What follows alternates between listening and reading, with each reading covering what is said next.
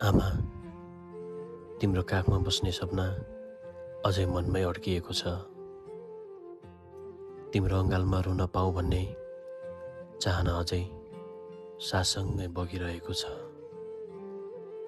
सानो सानो पाइला चाल्दै तिम्रो हात समाएर हिँड्ने दिनहरू किन यति चाँडै टाढा बनाइयो आमा। किताब बोकेर पढ्ने उमेरमा कसैको घर कसैको जिम्मेवारी बोकेर हिँड्नु पर्यो। आफ्नो सपना थाम्ने बेला अरूको सपना सोच्नु पर्यो।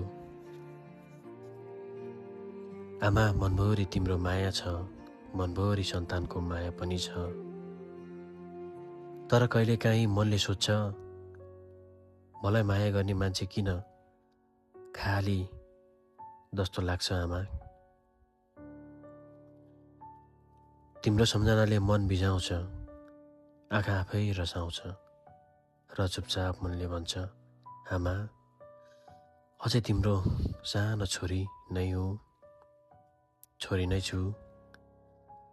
थाकेको मन, चुप लागेको आवाज, रचनाहरू बोकेर बाँचिरहेको छु। मनभित्र एउटै आवाज आउँछ, आमा छेउमा भएको भए हुन्थ्यो, आमाको आँखाको नानी भए हुन्थ्यो।